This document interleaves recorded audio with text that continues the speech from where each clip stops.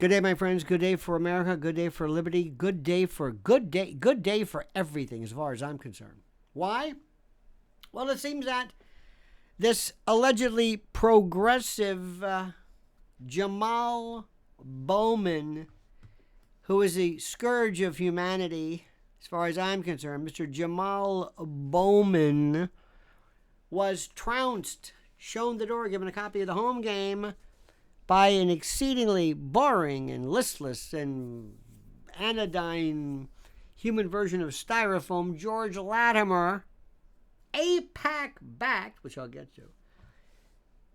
He was trounced, shown the door, vamoosed, beaten, removed, expurgated, bowdlerized, ablated, emended, excised, amputated, making him the first progressive, quote, squad member to be removed from Congress. And if this is an indication of where we're going, there may in fact be a God.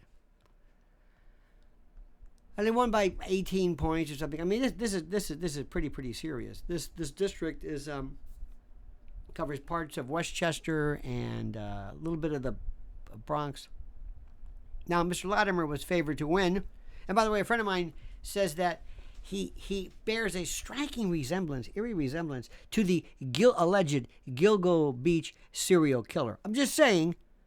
I think my friend is right on the money with that one. In any event, this race was fantastic.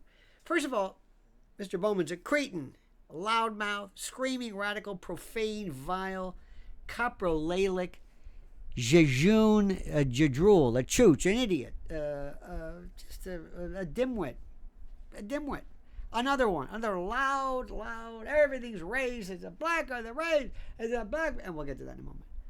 But this is the most expensive House primary in U.S. history, underscored by the divide among the Democrats on the Israel-Hamas Palestine war situation and the pro-Israel lobbying group, AIPAC, the American Israel Public Affairs Committee, which, by the way, nobody ever used the word. Nobody even said AIPAC.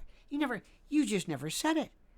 You could think it, but you never said it. You never dared utter it. You never, ever said AIPAC. Never. And Jewish lobby, or to be more precise, Israeli lobby. I never understood. It's like, what's the point? CPAC meets, AIPAC meets. What's the deal? I don't get it.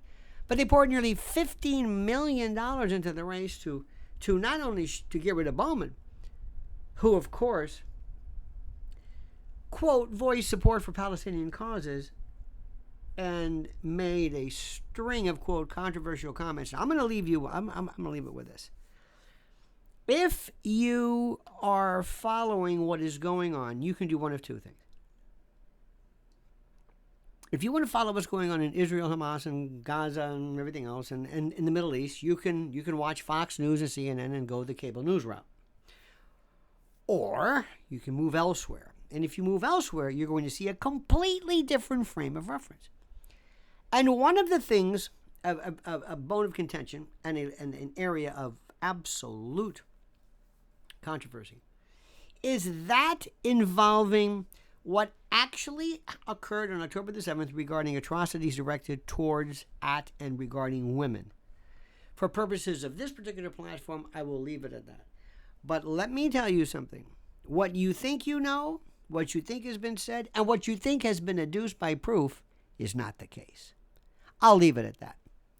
Now, Mr. Bowman, the cretinous Mr. Bowman, the Boeotian, was, he accused Latimer, that's right, of racism, including the fact that Latimer's campaign, get this, pulled an OJ and darkened the appearance of Mr. Bowman's skin in mailers to voters, accusing Latimer of stereotyping him as an angry black man, after Latimer kept saying that during a May debate, Bowman preaches and screams on the steps of the Capitol. Well, he does, and he's rude, and he's obstreperous, and he's absolutely correct. Whether that has anything to do with race, I'll let you decide. And Mr. Bowman also accused, this is the best, of not being able to tell the difference between black men. Because they all look alike. You remember that trope, that meme, that racist idea? After Mr. Latimer, get this, confused rapper Cash Cobain with Chance the Rapper. Now, that's inexcusable as far as I'm concerned. I mean, everybody who's anybody knows the distinct and absolute difference between Chance the Rapper and Cash Cobain. I mean, we all know this, okay? And he also alleged the fact that Mr. Bowman seems to be more interested in spending time with high-profile figures and rappers than in focusing on the particular needs of the district. And that sounds precisely like our own mayor, Eric Adams, who loves the nightlife and loves to boogie on the disco round. I love the nightlife. Now, Mr. Bowman had loads of, the A-listers. The A-listers to help him out, including AOC, who screamed and yelled some nonsensical gibberish about something or other. Bernie Sanders' campaign. Hillary Clinton endorsed him. Former Rep. Mondaire Jones, his one-time ally who broke with him regarding his Israeli criticism. And as you recall, and here's the best part, Mr. Bowman pleaded guilty in October to a misdemeanor charge of falsely pulling a fire alarm. Falsely pulling it. Well, did you pull it or didn't you? He didn't falsely pull it. He meant to pull it and did. But in any event, he falsely pulled a fire alarm in the Capitol building in September, right ahead of this contentious and very important particular vote to avert a government shutdown. He basically did something to interrupt a government function, which is what the G6 folks did when they were charged with seditious conspiracy and all types of other charges, up to and including things like sedition, insurrection, and the like. I think he would have his charges dismissed after 3 months if he paid $1,000, and he wrote a letter of apology to the Capitol Police. Oh, imagine that beauty. He alleged the firearm. He said it was the Republicans said you did this to disrupt the vote. He said no, I didn't. I was in a hurry, and in my haste, I got the door confused with a fire alarm. I'm an educator, and the door, with a knob or a latch or a handle, and a fire alarm in a little box that says fire alarm. Happens all the time. Remember, this is the first of the supposed 8 progressive squad members to be ousted from Congress. This is a harbinger. I hope this is Pythonic and Vedic. I hope this reads the entrails of the cephalogical beast, so to speak. You've got 4 facing tough primary challenges. You've got Summer Lee. Anyway, she, I guess she, survived an April primary challenge against her AIPAC-Backed centrist challenger. And then so you got Summer Lee, you got Ilhan Omar from Minnesota, and Cori Bush in Missouri, facing pretty serious competitive primaries in August. And then you've got something very interesting. The person who basically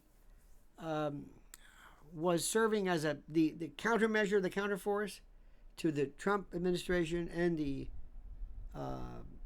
and to Nancy Pelosi, the clout of the left, as seen primarily by the leader, has been severely blunted and diluted and affected and derailed drastically since the Republicans took over the lower chamber in 2022 midterms.